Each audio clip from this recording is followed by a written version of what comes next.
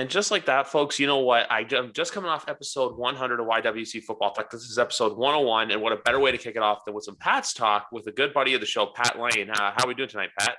I'm doing great, Griff. Thanks for having me, man. Appreciate it. Happy to be here.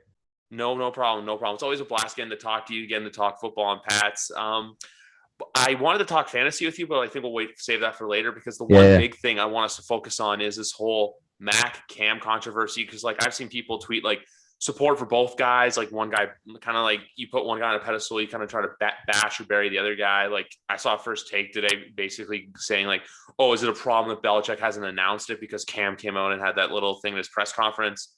But for me, I'm that guy where I'm like, look, I'm going to support both guys no matter what direction they go in because that's the honest fan thing to do. You shouldn't try to be burying a player on your team unless like they show like, look, they're worth of doing that. I feel like you look for now in camp, support both guys, and no matter what happens.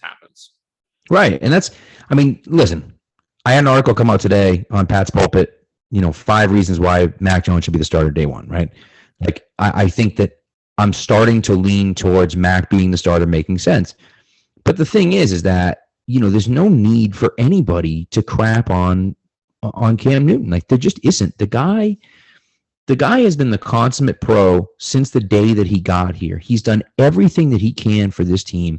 And honestly, he's eaten a whole bunch of crap, and he's done it with a smile on his face. Like, he's heard it from the fans. He's heard it from the media. He's heard it from everyone. And he just keeps doing what he's doing. And the guys in the locker room love him and respond to him. I mean, it's just like, he's just a good guy. And even the stuff like today, the second practice today, obviously against Philadelphia, and Mac runs a play at the end of the game, with the end of practice, goal line situation, checks out of a play, checks into a pass play, and throws a touchdown to Asi, pumps his fist, and the first thing he does is turn around and celebrate with Cam. Points at Cam like, we've worked on that. Like, him and Mac obviously went through something like that, and then they they jumped up in the air and celebrated in the air together or whatever, right? Like bumped bodies or whatever, bumped side, whatever. However, you know what I'm talking about. Jumped up and hit it.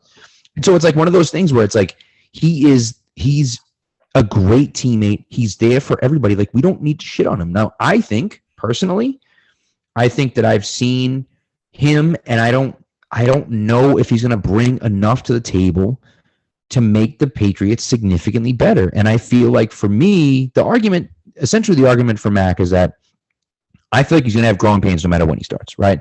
Whether it's this year, whether it's next year, whether it's in 2 years, it doesn't matter when it happens. Live bullets is totally different, right? So when you get out full speed in an NFL game, I'm looking at that saying, okay, I want him to have that behind him essentially. So I want to get those out of the way now, not next year. Like, I want to get him out of the way now so that he's better next year than he is. So it's almost like, I don't know. You're not going to win the Super Bowl with Cam. I don't think. I don't see that happening, even with this defense.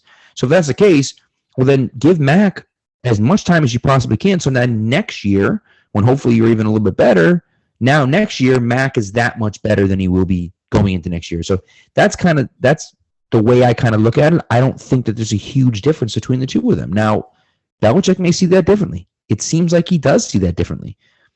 I just feel like, and Tommy Curran has kind of pointed this out a few times, like, the thing about it is that I thought Mac was going to have to go out and crush Cam. I just feel like he's consistently been the more accurate quarterback, the more consistent quarterback in camp every single day over the course of time. So it's like, it's like a million little paper cuts where it's like he just keeps being better than him. So at a certain point, it's like, well, I don't need to see Cam sucks and Mac is great. It doesn't need to be that. It's just like, well, why are we starting Cam if they're the same? That's kind of where I feel. And I get the running aspect of it. I understand all that, but it's hard. But that's the one thing that I won't tolerate is like, we don't need, and you said it perfectly, like, we don't need to shoot Cam down. There's no need to do that. Like, it's unnecessary. Maybe you think Mac is better. That's fine. Maybe you think Cam is past his prime. That's fine. But regardless of what you think, like, Cam's been nothing but a great teammate and a great person since he got here. And nobody can argue that point. So it's like, there's no need to like crap on him. It's unnecessary. My big thing too is I feel like it's going to be easier. It would be a lot easier for them to put in Mac over Cam instead of putting in Cam if you start with Mac. That's the only thing I feel like, because you're just stunting his development if you start with Mac. That's my only thing. Because look, if Cam goes in by the first few weeks, we're doing like what you and I did in our first ever time you came on here last year, where we're just airing grievances and playing therapist to one another. Yeah. It's a little easier if we know, hey, look, Mac's coming in, so you have someone reliable. But at the same time, too, I don't want to see Mac coming in and being that reliever because Cam had a bad outing like what we saw last year with Jared Stidham. Right. I know you love Stidham. No, well, no, but listen, I mean, Stiddy, no. Well, it's funny. Rosen got cut today, and I said, I tweeted out, I'm like, I would have loved to have seen Rosen and Stidham end up in different situations, and one thing after another with Stidham. Now, there's a good chance that Stidham still would have sucked, but Spags and I were on Team Stiddy last year, and big time. And I mean, what's interesting is that if COVID doesn't happen, Stiddy starts for the Patriots last year, like because Cam wouldn't have been available. Cam would have signed somewhere else because he would have been able to work out. People would have seen that he was healthy, and they would have said, okay, well, let's bring him in.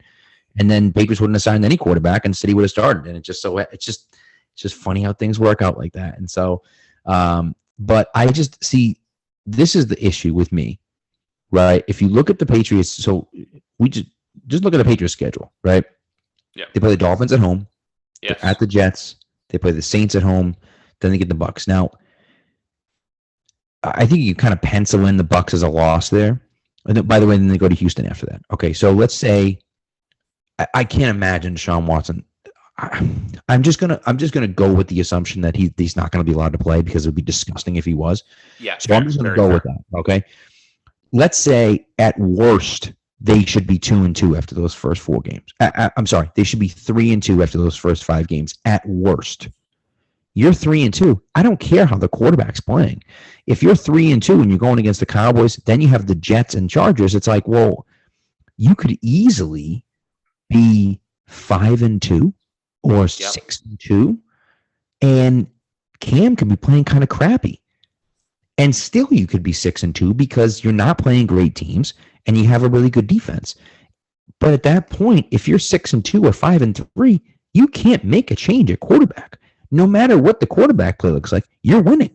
So it's like it becomes very difficult to make that move. I think if Mac starts off the season as the starting quarterback, Cam's not on the team because he's too much of a leader in the clubhouse to me to take that back seat. And I think that has nothing to do with Cam himself. Like, I think he would be willing to accept a role as a backup. I just think there are guys in the locker room that view him as a good player. Yeah. And when Mac struggles, because he will, as a rookie quarterback or whenever he starts, he's going to struggle at times, right? So when he struggles, there might be guys in the locker room and say, man, shoot, we should roll with Cam. You don't want that. You don't want that. Have Brian Hoyer be his freaking backup. Like, you don't need Cam behind him because then the whispers start coming in. Oh, well, what if this guy starts and what if this guy that and what if this? Like, those are the things you don't need. It worked with Brady and Bledsoe because in 2001, because Brady was winning. Like, the proof was there. They were winning with him. So by the time Bledsoe came back, it was like, hey, man, we're on a roll with this kid. Like, we can't now switch quarterbacks again. Like, we're all of a sudden on a roll and he's playing pretty well. But if it had been like Bledsoe was out 1 week, they would have put Bledsoe back in. Like, that's the hard thing where it's kind of like, I know the Dolphins finished with a decent record last year. I know that, right? They weren't awful, but like that was still kind of a mess. That transition was still a little bit of a mess. So like, I don't want to end up with that here where it's like Cam stinks and now we got to pull him and it's like this whole thing. So I'd just rather make the decision now and then kind of go from there. And then either we're rolling with Mac or we're going with Cam and we'll do some sort of Kansas City thing where Cam plays the first year, and Mac plays, week 7 or week 18 or whatever the case may be. And then we go from there. I'm just hoping that we don't have to bench Cam halfway through the year is what I'm hoping, if that's the case. Because really that would be pretty disappointing and a sign that they made the wrong decision, in my opinion. Yeah, and also I was thinking about that the other day, the Brady Bledsoe thing. Because when I'm at work sometimes, I don't know why this happens. Random football thoughts pop in my head. And I'm like, I don't know why I thought this, but I'm like, What if Drew Bledsoe didn't get blown up by Mo Lewis in that game? Yeah. What if, like, who knows where Tom's career goes from there? It's just things like that always like fascinate me. And like why I say football for me is a 24/7 sport. Also, to my mind, is a very interesting place. But no, you're right. Because even too, if we say Cam sucks, you put in Mac, and then like, oh, out of nowhere, Mac starts to suck, so you go back to Cam. You don't want that negative cloud hovering over you, like what the Dolphins have going into this year, where they, you know what, they're probably going to have a competitive football team. Obviously, they got Howard to re-up with them, unlike certain quarterbacks who held out for an egregious amount of money. If you know, you know. But with the whole Mac and Cam situation, I just don't see Belichick doing that, where he does like the whole relief pitcher thing. I could only see it if they're getting a game where if they're down like 23-6. But besides that, I can't see him doing that because. And for some reason, it's Max Kellerman who loves to point this out, that last year we're 2 bad plays away from finishing 9-7 as opposed to 7-9. So football is the biggest game of what ifs, and I hate it. I hate it for it. But at the same time, I agree with every single point you made there about the whole quarterback situation. Just because, you know, at the end of the day, the carousel is going to continue to roll. It's like the Chicago situation with Dalton and Fields. Obviously, Fields is going to take over, but at that same point, it's going to be that, hey, when's it going to happen? Same thing with San Francisco too, because the whole Trey Lance, which I heard the announcer say the Trey area, because it's like, oh my God, he had this 80-foot bomb. I'm just like, I want to see him do that in the regular season though. Yeah. So it's all a matter of time. But look, eventually these quarterbacks in this class are going to get their chances.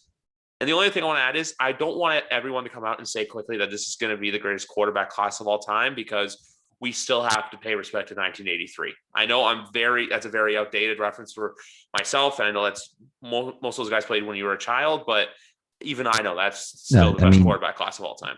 No, I mean, you're not, I mean, it's not even close. It's not even close right now. And look, this quarterback class could be all time for sure. But to beat 83, I mean, you're talking about some of the greatest quarterbacks to ever play the game were drafted in 83. So like Hall of Famers. You know, it's hard to get Antonio Easton, of course, but it's hard. It's hard to get to be like, okay, we played one preseason game, by the way. Like, let's just pump the brakes a little bit here. You know, like, look, I think Mac can be good. I mean, here's the difference for me, right? A guy like Fields and a guy like Lance, it's going to be easier for them to be good right away, because they can extend plays, they can move in the pocket, they can run outside. Now all of a sudden guys get open because they have an extra second or two. Mac doesn't have that luxury, right? And my thought was, okay, let him sit a year so we can learn the offense and understand what's going on. I just feel like he has a grasp of what's happening. He's on the field, he's directing guys, he's getting people. There was one moment in practice, and it was subtle, but there's one moment in practice where like he's like, all right, let's get in the huddle. And like guys are like kind of walking the huddle, and he's like, "Get the hell in the huddle!" And people are like, "All right," when we like that moment, like it's not much, but like he's a rookie quarterback, he's learning, he's figuring things out, and he's not happy that guys are being lackadaisical getting back in the huddle, and he's like, "Get the hell in the huddle, let's go." And like that's a moment, that's a Brady moment to me. Like that's something that veteran quarterbacks do. You don't see that a lot with rookie quarterbacks, and he has that like swagger that he plays with. But he gets to the line, he sees something, he checks out of it. He sees this, he understands what's going on. And that stuff that like, I just think he's so far ahead of where I thought he was going to be. He came in and they've thrown everything at him. They've thrown everything at him. They've tried different things. They show him different things. They put him in these uncomfortable situations, and he just comes through every single time. And, you know, I was impressed with, and one of the things I wrote about in the article is that, okay, first day of full pads practice, he was brutal. He was terrible. I walked out of that practice and said, he's not ready. He's not ready. He just can't do it. The next 2 days were his 2 best days of practice. He came back out on Wednesday and he fixed the issues. And he was more accurate and he was more on time and he was understanding things. He was reading things. And then Thursday they were back in full pads and he had a better day than he did on Wednesday. So like he's building off of that adversity. You saw the same thing again happen today. Yesterday, struggled. You know, first practice against the Eagles, and he looked okay, but he had a tough day. Comes out today, threw a pick in 7-on-7s, and then has 11 straight completions in 11-on-11. So like so now he's understanding what's going on, diagnosing things. He's learning as he goes. That's the type of stuff that like getting through that adversity and learning in challenging moments like that, that's the stuff that you can't teach. That's stuff that, like, some guys don't ever get that. And to have a guy that can pick that up as a rookie, I mean, that to me, that impressed me. So that's why I'm like, okay, I feel like he could start. Now, will he start? I don't know. And ultimately, if Bill decides to go with Cam, I'm going to root my ass off for Cam because he's going to be my starting quarterback. And I don't care if my take is that Mac would have been a better quarterback. It doesn't matter to me. I want the Patriots to win the Super Bowl this year. I don't care whether Cam Newton's the quarterback or Mac Jones is the quarterback. It doesn't matter. And if someone out there is sitting there saying, I want Mac as a starter, I'm gonna pout about it and bitch about it until they put Mac Jones in. Like, what are you doing? That's stupid. Like, I'm not on talk radio. I'm not obsessed with my take, right? My take is that I feel like Mac is there. Okay, but so what? If they go with Cam and Cam balls out this year and they do awesome because Cam, brings them to that next level, great. I was wrong that he should have been the starter. And then I just hope that next year Mac comes in and he dominates. And then it's like, okay, then I was right and they were right. Like, whatever, so but like to root against a player on your team because of a take, it is stupid. And no one should do that. And it's just like, that's what frustrates me, because you see that on Twitter, you see that, people talking like that. And it's like, just enough with the nonsense. Look, I know your name's not Felger, so we have that. I know I don't listen. That's the reason why I like listening to you guys and stuff like that, because you guys have the honest takes. I feel like with the radio takes, a lot of the times it's just general bias to where you purposely say it to piss people off. Like, I feel like, for example, like we see Skip Bayless do it. We do Colin Cowherd does it. Max Kellerman does it. Mike Greenberg to an extent. But that's just part of my whole non-Mike Green bias. I'm not really a fan of his. But that's just the whole thing. Look, you don't care how you get to a championship. You just want to win. That's the thing. That's what people have to recognize. Look, I know football is a player sport, and also too, I feel like football is a one sport where the hot takes are the craziest, or where, look, it's always overreaction. This is overreaction season right now. I feel like after free agency, with that weird period between free agency and the draft, after the draft to like mini camps and stuff, and now until the regular season starts, it's just going to be overreactions. Because even say if Mac Jones is a starter week one, goes out there and throws, let's just say 35 for 38, like 400 yards and like 3 touchdowns and like 1 rushing, everyone's going to be like, oh, this guy's great. He's going to win. He's going to be like the first ever offensive rookie of the year, first and MVP. It's just that's the thing about football that makes this game so enjoyable. It's just the crazy takes that come along with it. And you and I are just here to have a civilized conversation. And at the same time, too, we basically feed off each other and we agree on the same points. Right. I just think, it's look, I got no problem with the people that have the hot takes, but like, at least admit it, right? Don't sit there and tell me that that's your opinion. That that you're being honest about it, right? Yeah, I mean dude. He had what friggin' what's his face? Wilson over Lawrence. Kellen Mond, right? Didn't he have Wilson over Lawrence, and then he had Kellen Mond as his third quarterback, and it's like, bro, just stop it. Like, nobody believes that. Nobody believes that you really think Kellen Mond is better than Justin Fields. That's stupid. It's a dumb take.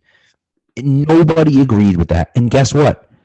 Nobody agreed with it. Like, that's the way it goes. You just look at it and you go, come on, man. Like, it just doesn't make sense. And Mon can make throws great, but like, it's so frustrating. But again, he does it because then we talk about him. You know what I mean? Like, and that's really what it comes down to. And people talk about like, how do you separate? How do you differentiate yourself? And how do you?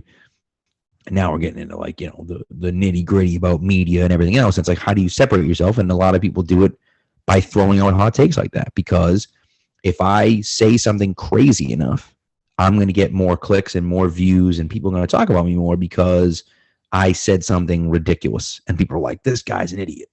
And it's like, well, yeah, you can discount me, but you're talking about me, so it doesn't really matter, And so like, that's just, and it happens with every sport, it happens all over the place, but it's like, yeah, okay. Like, yeah, you might think I'm an idiot, but you're talking about me, aren't you? And and that's, it's frustrating, but that's unfortunately the world that we live in.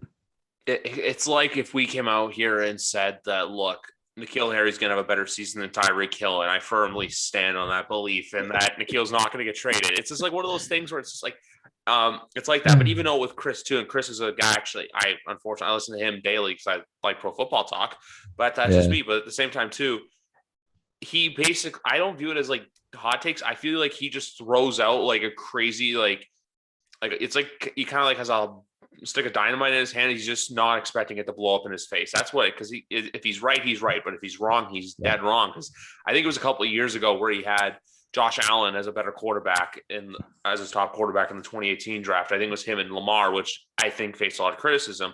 So that's why I feel like he always relates to the craziness of his takes, where it's, look, if I'm going to say this one thing right, I'm going to just continue on it to throw crap out there and hope that it sticks to the wall. I know I've said many metaphors, but the one I've said now, the crap sticking to the wall thing, I think works a lot better than the stick of dynamite one. That's just me. Right. Yeah, no, I mean, but that's it, right? If you say enough crazy stuff, you're going to be right eventually. I mean, if you rank everything, right, you're going to get one of them right. Yeah. You know, like you're going to get one of them right. And so it's like, you know, oh yeah, right, I got that right.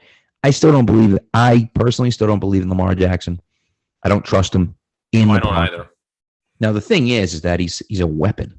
He's an absolute weapon running the ball. And when the threat of the run is so good, I think that's what helps him in the past. But you know, it's whatever. You know, I think that's a guy that's so hard because it's like you can't. They're gonna have to pay him a ton of money, and they can't let him walk. They're gonna have to pay him a ton of money. Like you have to, but then it's like, well, then you got to keep the rest of the team around him. So it just becomes more difficult. But, you know, but anyway, but we'll see. I mean, look, my thing is this, right? You come back to the Patriots.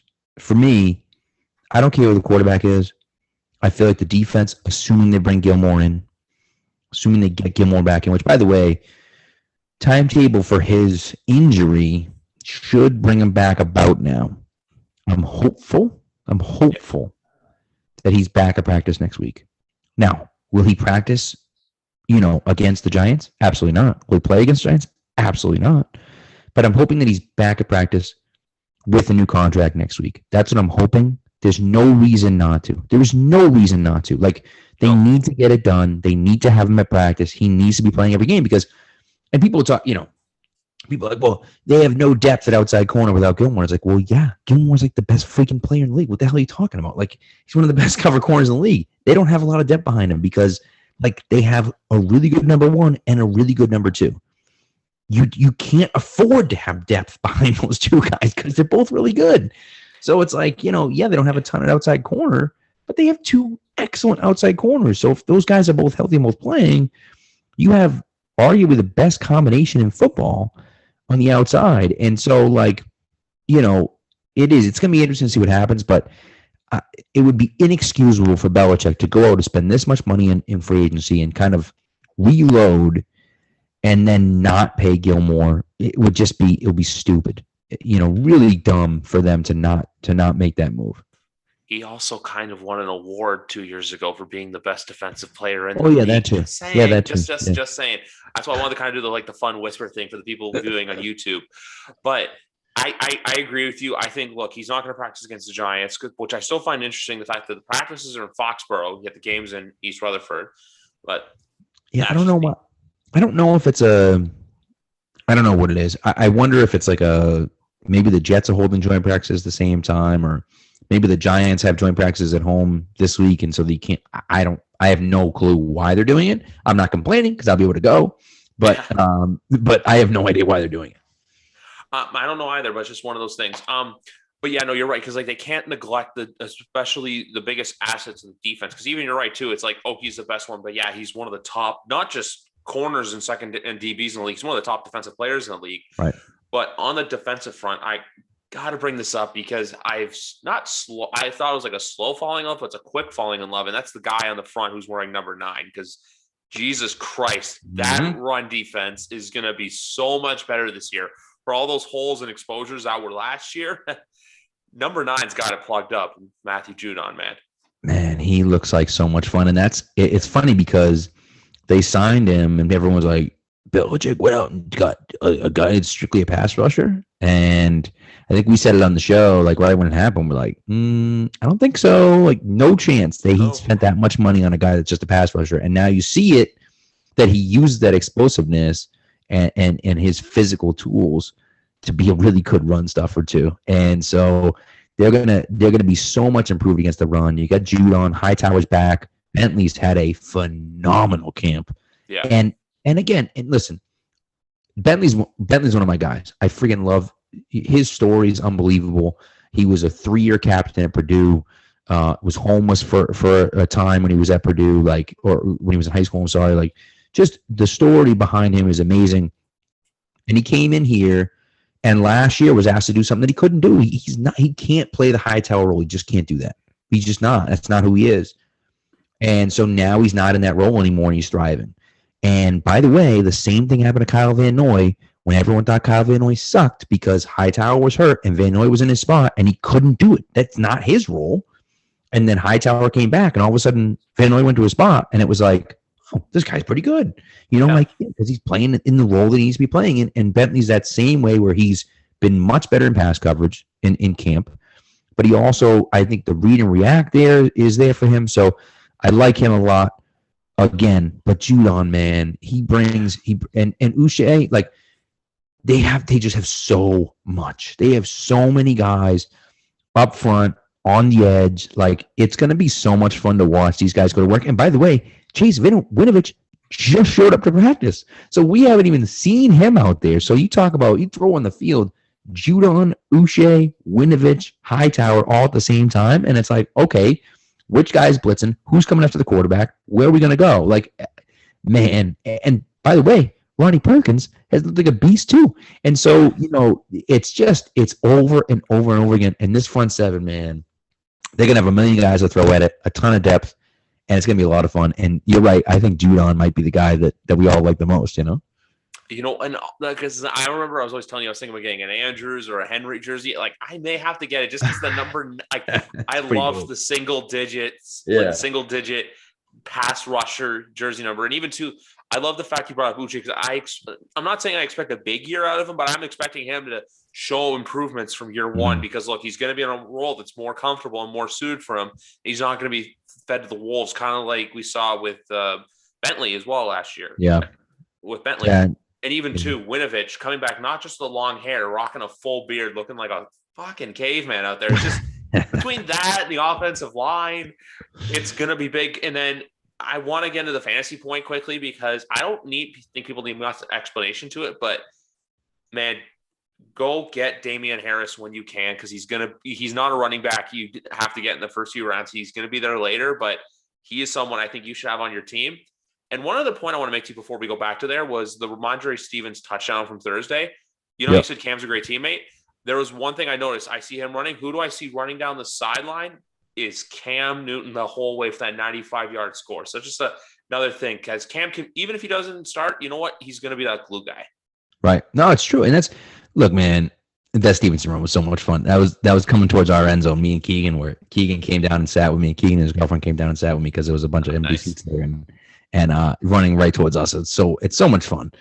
And you're right. Cam was there. Damian Harris is right there. But half the team was in the end zone celebrating, which was pretty cool. But, on the fantasy point, Damian Harris is the guy that, listen, if you live in New England and you're playing with a bunch of Patriots fans, he's going to go earlier than you want. Yeah. Right? And he's not worth a 5th-round pick, but he's going in the 8th, 9th round right now. I mean, I was going to say that. I was going to say 8th, crazy. He right now, you can get him as an RB3. And to me, that's an insane value to get a guy like that as your 3rd running back when you've already drafted 2 stud running backs, 2 good wide receivers, and maybe even a quarterback or a tight end that you're happy with. Now you're getting now you're drafting Damian Harris to be a flex guy, right? He's not even starting a running back spot. So, that the value there I think is awesome for him. I love Jonnu and Hunter Henry this year. I like Jonnu better than Hunter Henry in fantasy. I'm trying to trade for him and draft him in every single league I'm in because he's just he's so good. I'm in the Scott Fish Bowl this year. Yeah. And I'm in the 9th round and it's tight end premium. So, the way it works, half point PPR and it's also half point per first down. But for tight ends, it's a full point for PPR, full point per reception, and a full point for first downs. So I love Jonnu and I'm high on Jonnu. So I was drafting I was drafting from the 3 spot, but I had the 10th pick in the 9th round. They did a 3rd round reverse, the whole thing. Anyways, I'm drafting. Yeah, exactly. They did a 3rd round reversal, so the 3rd round it flips, so it becomes like the 3rd round looks like the 2nd round, and then you rotate. So it's like I started with the 3rd pick, and then I ended up with the 10th pick. So anyways, gotcha. So where I'm at 9-10, drafting at 9-10. The girl's at 9-9. She drafts Jonnu at 9-9, and I was like devastated because that was my pick. 9-10, I was drafting Jonnu at especially with the tight end premium. I love Jonnu this year. I think he's going to get a ton of work. They're going to throw him. He's going to get carries out of the backfield. They're going to be throwing him a million times. He's going to get a ton of targets this year. And Hunter Henry is going to be kind of that Gronk type tight end where he's going to run a ton of seam routes. He's going to be open in the red zone. Like he's going to get a lot of that work. So I like both of them to finish as tight end ones, top 10 to 12 tight ends this year. But the fantasy stuff is interesting because you see, and it's like I love Jacoby Myers this year, but it's like he's a little limited. Like he's not going to catch. He's not going to be Edelman. He's not going to catch 10 balls a game. But like, it wouldn't surprise me if Jacoby Myers finishes the year with 85 catches. Like it really wouldn't surprise me if that happened. So where he's going right, I mean, he's barely even getting drafted in leagues right now. Like where he's going right now, he's a guy that you can stick on your bench that no one ever thinks about, that he can be a spot starter for you in places because he does well, or potentially even a trade chip if wide receiver's going to get hurt. If a wide receiver gets hurt, all of a sudden, hey, I get this guy right here and I can get something back for him. So I like some of those guys, but Harris is the big one, like you said. Like, man, they're going to feed him. Be careful with Stevenson because I still think he probably gets redshirted this year. There's just too many guys. Like this, you got Harris, you got Sony, you got J.J. Taylor, you got James White.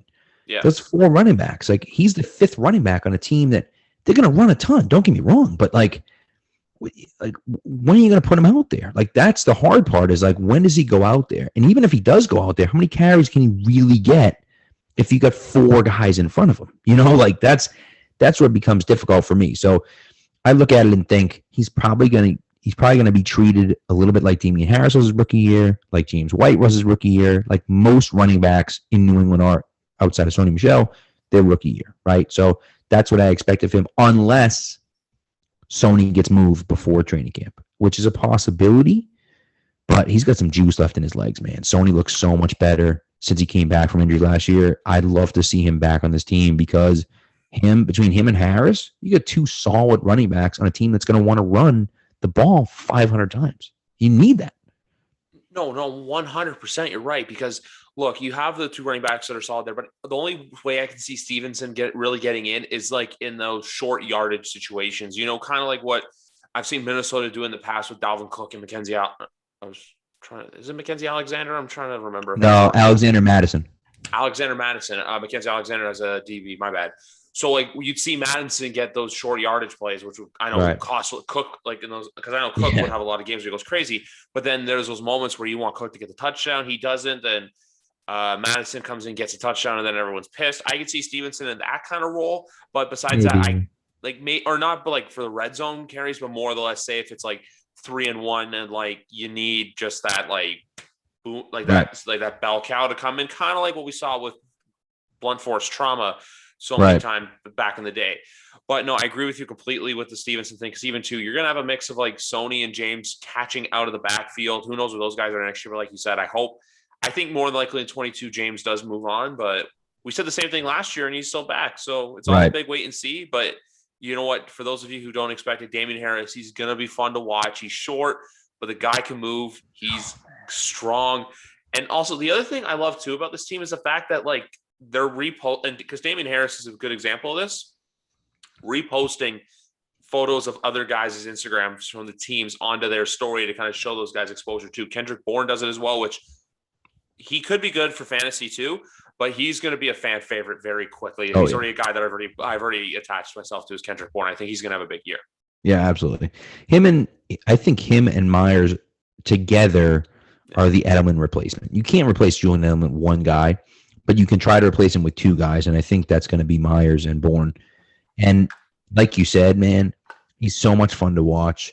He's a great teammate. All the guys love him. Like you could just see him out there and how much he busts his butt when he's out there. Like, everyone already likes Bourne. And I think, again, is he going to put up huge numbers? No, but he's a guy that's going to be important to the team, I think, moving forward. And so I'm excited. Look, they went from having some of the worst weapons in the NFL last year to having two legitimate tight ends who haven't been able to stay healthy. So we'll see what happens.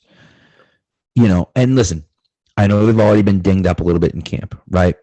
But what everyone's got to understand is that if this were a regular week, Jonnu and Hunter Henry would be playing on Sunday, right? Like, yeah, they're dinged up, but like they're only not going in because it's preseason and they don't need them to get hurt. You know what I mean? Like they'd be playing if it was a regular season game. So yeah, they're a little bit dinged up, but they're fine overall. It's just like, yeah, we don't need to push them too much. So, so we'll see. But you bring in those two guys, you bring in Aguilar, who to me has been the best receiver on the field pretty much every single day he's been out there. I mean, he shows. Now he's had some drops, but he shows that he can really play. And then you got Jacoby, you got Bourne, N'Keal Harry, and Keegan and I have going back and forth on this. Like, he should have 30 targets tomorrow. Like, Thursday night, just throw the ball to him on every single play. Like, why not? Like, because we see it. We see it in practice every freaking day. Every day, all you hear is, one-on-ones. No, N'Keal Harry's winning every single one-on-one. Well, it's like, well, why aren't we throwing him the freaking ball? Like, if it's man coverage and it's one-on-one, just throw it up and see what happens. Like, it just doesn't make – because this is the thing for me, and this is what Keegan and I have talked about. Like, it's preseason. It doesn't matter if you win or lose. It doesn't matter. Just freaking throw it up to him and see if you can – because if he does it consistently enough, then it's like, well – maybe we can rely on him to actually do that. Be like, well, he doesn't have separation. It's like, well, watch his college tape. He didn't have separation in college either. He caught all those passes. Like, this is what he does. He doesn't need separation to be effective. So throw him the ball when he's covered and see what happens. It's just like, it drives me insane. And people, like, what happens is people have decided already and they've said, no, he sucks. So, like, we're done. And it's just like, well, he hasn't been given an opportunity. They just don't throw to him. And they're like, well, he's not open. And it's like, okay, fine. Yep, no, that's it. He's not. It's so frustrating to go back and forth with people about N'Keal because, and look, part of it is he was a first-round pick, and he was drafted over A.J. Brown and DK Metcalf. Should that have happened? Absolutely not. No sane person would have ever drafted N'Keal Harry over DK Metcalf or A.J. Brown. And yet the Patriots did it. Why did they do it? I have no idea. They screwed up royally. That's definitely true. Like, I will 100% admit that. But he's on the team. Like, at least try to make it work. And Keegan said this on our show last week. You're doing a disservice to not only N'Keal Harry, but your team if you're not throwing the ball. Because you're not showing what he can do. Because at the very least, try to trade him and get something for him. And if he's out there dominating, in the preseason, well, then maybe someone's like, shoot, we could use that. We'll trade you a 5th-round pick for him. So you at least get something for him. People have seen nothing from him in a year and a half. So it's like, well, why would I give up anything for this bum? So it's just like, you're doing a disservice to your team. You're doing a disservice to him. Just throw him the freaking ball. Drives me insane. But no, I love your point where it's like, look, I understand it's a preseason, but you get him targets. Look, you got to get him the ball because you just can't go off past assumptions. Oh, yeah, he had the first bad 2 years. And all of a sudden, no, well, he sucks. We're not going to change our opinion on him. He's got to be an all-pro to get an opinion change on him. There's so many players. It's like one player that I actually had to go back and forth on, which today, in my opinion of him, changed because he shaved. But Travis Kelce, I love when people go, oh, why wasn't he drafted in the first round in that 2013 draft? He was drafted in the 5th round, I believe. It's because you don't know what they're, especially the tight end position, you don't know what they're going to be. Same thing with George Kittle, too. George Kittle was a 5th-round draft pick. They took a flyer on. There was a guy, I always remember this, John Lynch and Kyle Shanahan were dead set on a guy in the 4th round. I don't even think he's in the league anymore. I don't even remember his name. 5th round, they took a chance on George Kittle, and look, George Kittle's one of the best tight ends in the league right now. Right. So that's the thing with it. You got to give these guys chances. You got to give them time to develop. It's even too, like when you're saying the whole, you just got to get him the ball. Look at last year's Jets game, the final game of the year. Devin Asiasi caught that beautiful floater from Cam. Why? Because you got him the ball, even though that game does kind of irk me because it's like, Where was this 2 months ago? Where was this in the middle of November? But you know what? The fact that it showed was just a positive sign going forward. And also a reminder, too, that the Patriots are undefeated in the year 2021. So we're technically 1-0 right now. But that's the whole thing. You're right. You just got to get them the ball. If you don't get him the ball, even though it's preseason, you don't know what you're going to get. Because if they trade him and he ends up balling out, look, Belichick looks like an even bigger idiot than drafting him over A.J. Brown and DK Metcalf. That's just the only thing I want to throw out there. So if you give him chances to succeed, and then eventually, look, you might increase his trade value by a little bit. And at the same time, too, even though you're getting rid of him, look, hey, for sure it didn't work out here, even if you see that room for improvement. Right. Or you say, you know what? This guy might be good in the goal line. Maybe we'll use that. Like, that's the stuff that drives me nuts. But, it is what it is. By the way, one more guy, wide receiver, Christian Wilkinson. Listen, I told him, number 17. You can't wear 17. What the hell are you doing, man? And he started out camp so well. And he's got the dropsies. He's been dropping passes he drops multiple passes every single practice. And you just can't have that, man. Like, you just can't make the team if you keep dropping passes. Even if you're open, it doesn't matter. That's why Gunner still wasn't a wide receiver, because he can't catch the freaking ball. No, he can't. Turns out to be an all-pro returner, which is great. But he can't catch the ball, which is why he's in a receiver yet. And so, will they keep Wilkinson? I mean, I don't know. I get maybe. But, man, it's awfully tough to justify when he just can't catch the ball. Yeah, exactly. Like, look, you basically, football's a sport. You have to sell yourself. Obviously, it's a 53-man team. Right. But for those bubble players, you got to give yourself a reason. Hey, why should we keep you? That's all he's got to do. If you can go out there, start making catches, because the more you drop, the more it's got to be a big mental thing where you realize, hey, I keep doing this. They're not going to keep me around. You have to give them a reason to keep you around. Look at like you're right, Jacoby Myers, Gunnar Olszewski. I think I remember I saw it a couple days ago where someone said the Patriots released someone that got picked up by Houston that they're like, oh, I guess the Patriots keeping Gunnar Olszewski, and then basically every Patriots fan jumped on it, being like, yeah, it worked out pretty well. He's kind of he's kind of first team All Pro, no big deal. I know it's special teams, but still, because that's the other thing I got to point out too is I know Edelman, there were some of the Hall of Fame takes that came out and people were saying oh, I don't know, but I still will say this, that whenever Matthew Slater retires, I will die on that hill of him belonging in Canton. That's an easy. Well, and this is the thing with that, right? The argument against guys like Vince, which is stupid. It's a dumb argument against Vince, but the argument against I know, right? Yeah. I know it's your tweet. I had to say it. That tweet blew up today, but you're right. Yeah. 3. I mean, that's the thing. 3 career picks as a nose tackle is outlandish, but nevertheless, and in 2 of them were he literally dropped into coverage. It wasn't like the ball just got tipped and it landed in his arms. He dropped into coverage and picked the guy off. But I think the Chargers one was like that. Oh, so good. Oh, it was like a tip drill. He chipped it himself and then caught. It was amazing. Yeah, the 2011 one. And then ran down the field.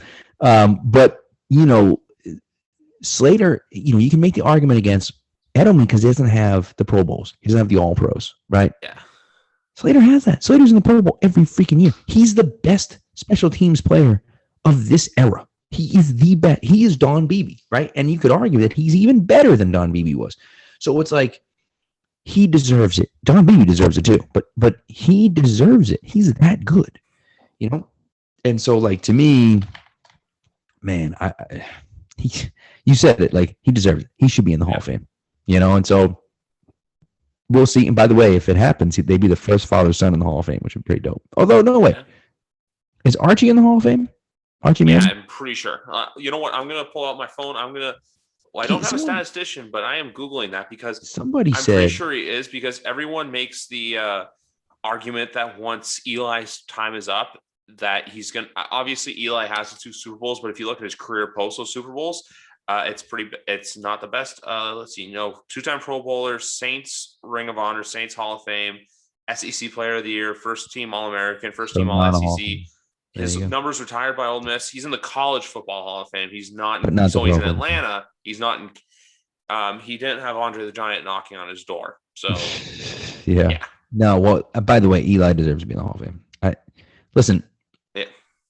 2 games. It doesn't matter, man. 2 games. It's enough. And the rest of his career, he's mediocre at best. But it doesn't matter, dude. He beat one of the greatest teams, 2 of the greatest teams in NFL history twice. Yeah, not only does he have that, not only does he have those 2 wins, he has the second most fourth quarter game tying touchdown drives in Super Bowl history. Brady has the most, and he has 3. Oh, that's So painful. You just made my night. You just made my night even worse. Like, oh, the only thing I could think of to make it better was that article that I have to go read on Pulpit about the 28.3 reasons why to watch that Atlanta Falcons special. oh I my don't know god, if I don't know if you either wrote that or I didn't even someone see else. that. It's Yeah, freaking burned. It must have been burned. That's so amazing. I didn't see probably. that. Yeah, which by the way, first team I actually have to send props out to the Atlanta Falcons because they're the first team in the NFL 100% fully vaccinated for Yep. their which I think the number may drop after cuts and everything are done, but you know what? The fact that they got there shows that look, it can be done. So hopefully more and more players get it because you're eventually going to start to realize who is and who isn't by guys who are wearing masks and stuff like that. Right. Right. Yeah. Yeah. So, and which is good. I think it's important.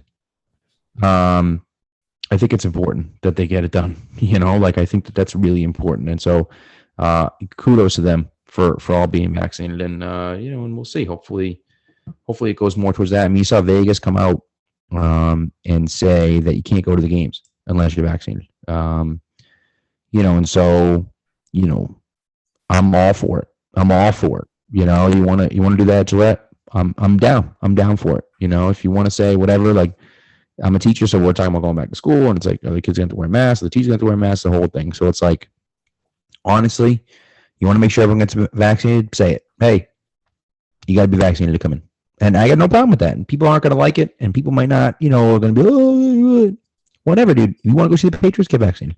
It's easy. That's simple. Yeah. You know what I mean? Like it's not challenging. You want to get it done, get it done. But if you don't care, then hey, that's fine. You can choose whatever you want to do. But if the NFL, which is a private company, says that you have to be vaccinated to come in, you got to be vaccinated to go in. It's that simple. Yeah, because they're going to want to do everything they can to, have all 32 stadiums full for the whole season. They don't want to eventually have, hey, say for example, SoFi Stadium or Allegiant Stadium in Vegas. That's why I feel like Vegas had to do it. You don't want those stadiums going from full and slowly decreasing in attendance because we saw it last year where it made a huge difference for a lot of those teams where look at New England where the only times Patriot fans got to see their team play was in like Houston, Miami, and I think in Kansas City. Those 3 games were it. Besides that, I can't think of anyone else who allowed for fans to have this. So yeah, if other teams want to hop on board with it, fine, be my guest. Because the only other thing with fantasy that kind of concerns me is drafting players who aren't vaccinated because you don't know, hey, if they get it, could it potentially kind of sewer your roster in a way where if there's a week you need to get a win, but he tests positive, he's out. Right. It kind of puts you in a bit of a bind. So it's one of those like back in my mind things I've always had. It's hard to know. Yeah, I mean, you don't know who's vaccinated or not, right? So it's almost like, I don't want to say don't worry about it, but yeah, but that is something that's like, okay, I find out that this guy isn't vaccinated. Like, yeah, if I'm choosing between 2 players, I might choose the other player because I know that, he's more likely to play. Yep. On a week-to-week basis, just because, even if he doesn't test positive, even if it's just close contact, and it happens on Saturday, well, guess what? You can't play because, you got to wait. So look at the Denver Broncos situation. Right. So, but yeah, it's tough. I mean, look, people have their own opinions on it and everything else, but if the NFL decides to do that, then they decide to do that. And look, they did that with the coaches, and the Patriots had to fire a coach, and the Vikings had to fire a coach too. And just like, hey, if that's, you can choose to make that decision, but if you choose to make that decision, you got to live with the consequences, and that's the way it goes, And so, if you want to go see a Raiders game and you don't want to get vaccinated, well, you can't go see a Raiders game. If you want to go see them, get vaccinated. It's not that hard, so.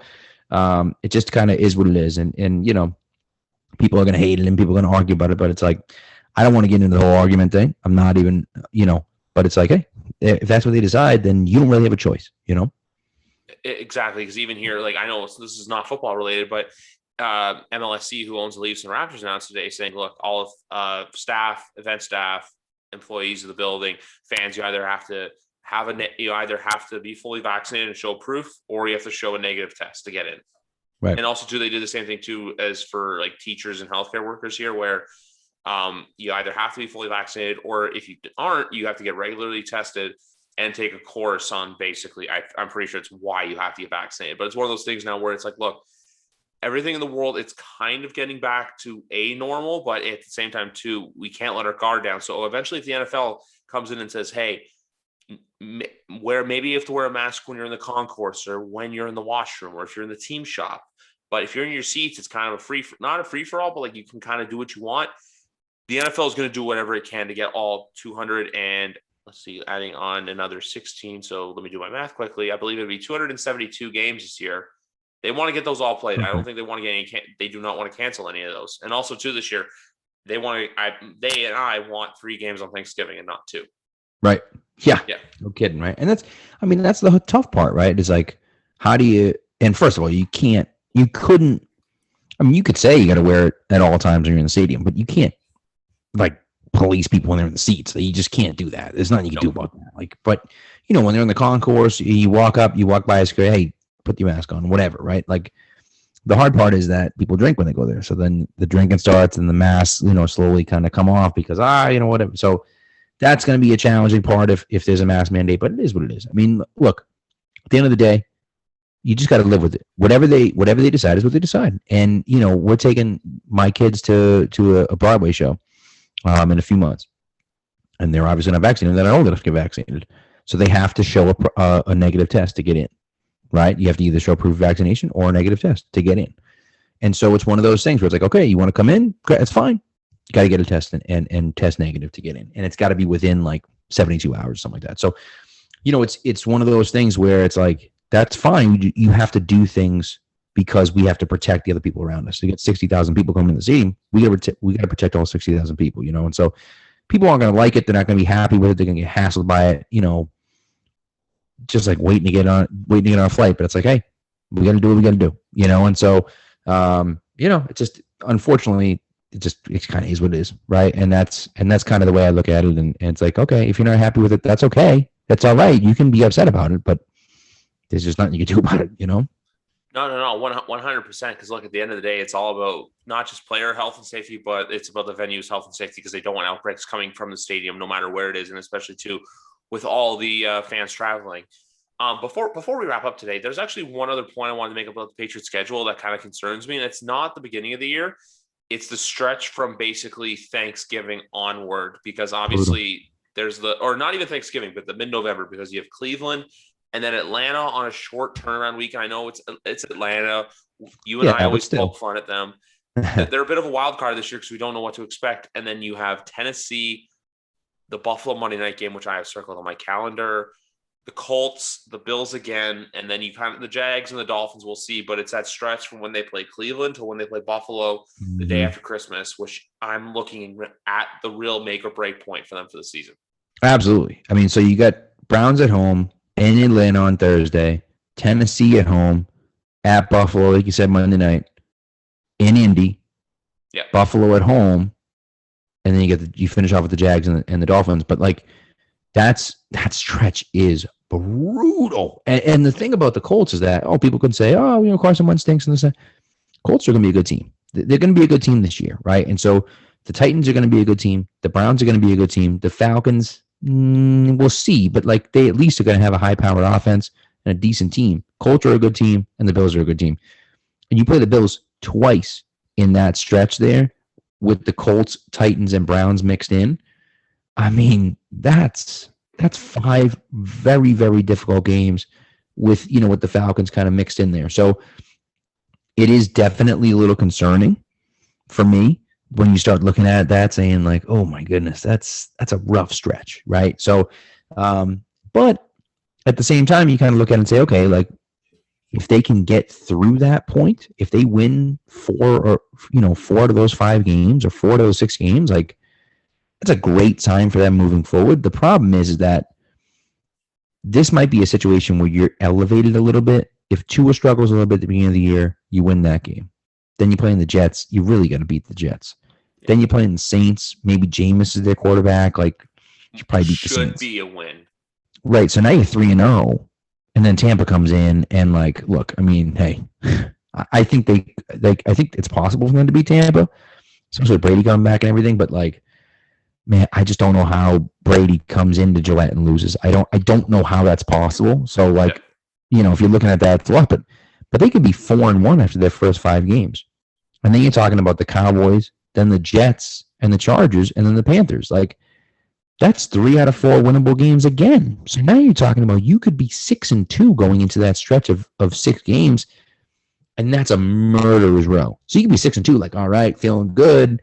Then you run into a buzzsaw with those 5 out of 6 games, and you could lose. You can go 0-6 in that stretch, right? And so, like, that's going to decide the season to me. That decides the whole season. And so we'll see what happens, but you're totally right. Like that, regardless of what your record is, like that's why you have to win those early games, because with that stretch coming through, especially back to back like that, you're going to have to win those early games to give yourself a little bit of a cushion to get into the playoffs, No, 100%, because look, it could be 2019 all over again. Obviously, they started off 8-0. Right. I think it's Keegan that hated the boogeyman thing, where they had the game against Cleveland, and then after that Cleveland game was kind of downhill when we went to Baltimore, and then there was obviously a bunch of close games involving like the Bills, the Cowboys, the Eagles, and then from there, and then there was just a few other games. Obviously, the bad loss against Miami in Week 17, right? And then even I'm trying to think Cincinnati. They had the game against Cincinnati, which went well, and then there was a couple other games, one of which I think I'm blanking on, but yeah, it was ugly though. It was ugly. That season was ugly. It wasn't ugly. Oh, the Kansas City game where Nikhil's foot was not out of bounds. That's right. But speaking of Murderer's Row, because there's one that I heard of today, and I had to look it up for myself, but the Colts to start off the year versus Seattle, versus Rams, at Titans, at Dolphins, at Ravens, versus Texans, at 49ers, versus Titans.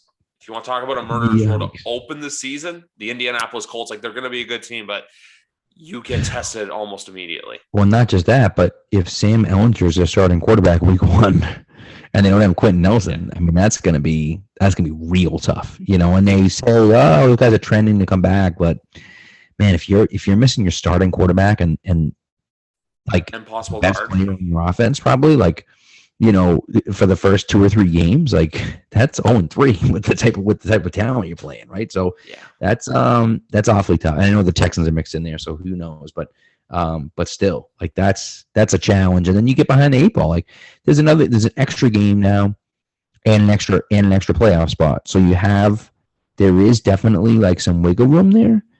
But still, you lose enough games early on in the season, and they're in a fairly simple division, where it's just them and the Titans. It's not really like they don't have to worry about the Jags. It's not uber competitive. Yeah, they don't. The Jags stink. Like I know, they have Trevor Lawrence, but it's like, all right, like they're not good. Like we know that they're not going to be good, and that's okay.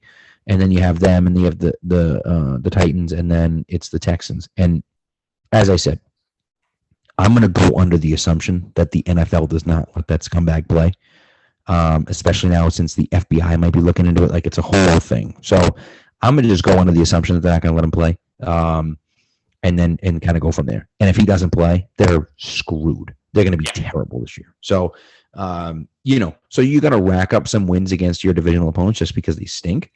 But outside of that, they have a fairly tough schedule this year. So it's like, they're going to have some tough games. And especially in the beginning, like you said. I just also hope, because there's one player on the Colts, and it's Michael Pittman Jr. that I'm high on going into this year. He's a player I expect to take a big second year leap. Yep. I basically became a fan of his because of his YouTube content that he does. But for the most part, I see what kind of football player he is, and he's just one of those guys where I'm like, look, I want to see him do well. A guy that's not on my team, like that. That's all I gotta say. And then with the Titans too, I feel like everyone's kind of overrating them in a way where they expect them to be this amazing team, which I think they will be, but I don't trust their defense. That's just the thing with me with them. Yeah, no, and I think that's valid, right? I think that's valid. They haven't really necessarily done anything where you're like, oh my god, this guy's great. So, but at the same time, like I feel like they're a pretty solid team. And so, are they going to win the Super Bowl this year? Like, probably not, but I think they're going to be pretty competitive. And so, so we'll see. I like Tannehill a lot this year. I think he's a good player. Derrick Henry obviously is Derrick Henry. Like he's a monster. So, but it is going to be interesting to kind of see what they do. They pick up Julio, which if he can stay healthy, I mean, think about it this way: like if Julio's getting double teamed, you can't double team AJ Brown. Now it's like, okay, now what do we do? Like we're in trouble, So now you get Julio and AJ Brown with Derrick Henry in the backfield, that's tough. I have a great fantasy addition for that. Anthony Firkser. Mm-hmm. I'm telling you right now, Anthony Firkser is a player you should be contacting. I also think they got no, he's on the football team. Never mind. I was going to say Adam Humphries. I thought he was still there, but then Humphries is on Washington. But no, yep. Anthony Firkser is someone that you could look at for those options when Brown, because you could have those moments if Brown's double teamed, Julio's double teamed, Firkser's could be there like, hi yep. everybody, hi, it's me, covering him. Throw me the ball, like the slow middle linebackers covering him, right? Yeah, exactly. And then you just got to get over the flat, and then you're good to go. Right. Yeah, but a lot of guys like that, man. A lot of guys like that where it's like, by the way, you mentioned Pittman. I love Pittman this year. Like, but it's another guy, like, to me, that's those guys that, like, not that I don't want to get too far in draft strategy, but like, not that you should wait on drafting a wide receiver, but like, I feel like you kind of need to wait on drafting a wide receiver because there's so much depth at wide receiver and there's not a ton of depth at running back. Like, I look at the top running backs and I'm like, okay, there are the guys that are there. If you're in the first round, you don't take a running back. Now, when it comes back to the second round, it's kind of like, well, now you have to take a running back. And yeah, I'm not sure who's going to be there. Like, there's question marks as to who you're going to be able to get, And so, of course, there's going to be question marks. Like, do you love Zeke? Do you love that guy? Like, I don't know if I love Zeke this year, but like, do I take Zeke over a guy like AJ Brown? Absolutely. Like, the problem is, or Tyreek Hill, like, okay, maybe Devontae and Tyreek I guess are your two first round wide receivers, right? Yeah. But like, so do you take Tyreek over Zeke?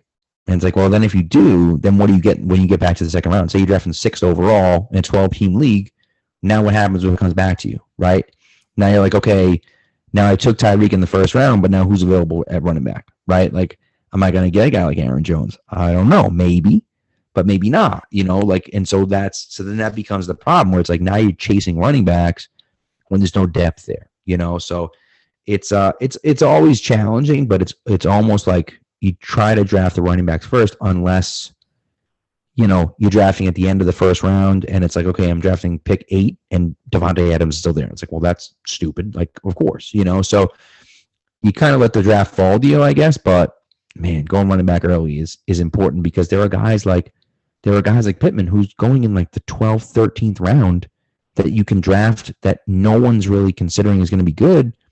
And meanwhile, they don't really have another wide. I know they have T.Y. Hilton there still, but like, he's not going to put up big numbers. Like, I think Pittman's going to have a good year. So, we'll see. But I just think that that's a guy you should be targeting late in the draft and kind of go after some of those wide receiver flyers, Exactly. Because even too, like with them, like you have him. Pascal could be another option depending on how they use them. And then if you can stay healthy, Paris Campbell's another weapon to look at. But no, there's those guys that you always have to look at later on. I feel like everyone thinks it's the stars you have to draft in fantasy football to win, when in reality, look, you got to build your bench and you got to play the waiver wire because leagues are never won on draft night. Leagues are won through the waiver wire. Very true. And also, here's the other part about it. You don't have to draft sexy guys. You don't have to do it, right? Perfect example is Juju. Juju's the perfect example. People don't like Juju because he's not a number one receiver. He's this, he's that. Oh, we dropped a third, etc. The guy caught 95 passes last year. Caught 95 passes last year. Yeah. You're telling me that guy in a half-point PPR league isn't going to win you some games because you drafted him in the 6th round? I mean, like, if you're getting a wide receiver that's going to catch 99 passes, and he caught like 12 touchdowns last year too, so you're getting a guy that's going to catch another 80 to 90 catches this year and probably catch 8 to 9 touchdowns again this year. Why the hell wouldn't you draft that guy in the 6th round? Like, yeah, he might not be, okay, maybe he doesn't have wide receiver 1 potential. So what? If he's a wide receiver 2 for you, like in the 6th, 7th round, that's what you're targeting. Like, that's exactly what you want in that spot, right? So to me, it's like, don't overlook some of those guys that people kind of talk crap about them because they're like, oh, well, he's limited or he's capped, and I like Deontay better. And it's fine. Deontay's going in the 3rd, 4th round. Like, you're not going to get him early. I'd rather take Juju in the 6th or 7th round over Deontay in the 3rd or 4th round. That's just me. But that's the way I look at it, because it's like, I think the value of some of those guys drops because people are like, he's not a number 1 receiver. So like, we don't need him, but he's going to put up a ton of numbers. So it's like, sure, I'll take that guy, No, exactly. 100%. Contract year too. Yeah, that's the other thing too to watch out for. One's contract year, some guys tend to show up a little bit more because look, they want to get that bag next March, which I don't even want to think about that. That is 7 months away. I don't want to think about March. It's August. I know obviously kids go back to school in a few weeks, but you know what? When they go back is when football season happens. And that's when I told my girlfriend Sundays are for Red Zone and the Patriots. And I'll be here with my new Starbucks cup that my girlfriend custom for me. It's got a little Patriots logo right there in the Starbucks. It says Patriots right here instead of Starbucks. And it's got my name on the back. So I'll be awesome. Some kind of liquid in here, maybe water, maybe not. But for the most part, no. It was a blast getting to chat with you again, Pat. As we of course, man. Kick off the 100s of the episodes. I can't even believe I'm saying that. What episode? This was my cool. 101st episode. I think one of the first times you were on was in the 30s or the 40s, and just over a year, I've just been just been grinding, just been kind of doing my thing. So you know what, guys, here's to the next 100 episodes. That's right. You know what, it's 100% right, like you said. But anyway, it was a blast getting to chat with you, Pat. If you folks want to find him on Twitter, it's at P_Lane_Pats, I believe. Yeah, that's right. Or search Pat Lane. I'll have him tagged in the episodes if you want to follow him. But anyway, guys, thank you very much for listening to episode 101 of YWC Football Talk. As the football season is here in just under 3 weeks. Yep. We're so close. See, like we can taste it at this point. We're there. Hey, listen, there's live football games on TV. So I think it's football season already. You know what? It's like I heard Trey Wingo say in an interview one time, football season's never in an off season. They're always just in different parts. And right now they're in the preseason, but they're slowly getting towards the regular season because we have 2 more preseason games. Then the fun begins. That's right. All right, well, anyway, folks, hope you enjoyed episode 101. Enjoy the rest of your day. And whenever time you listen to this, have a good night.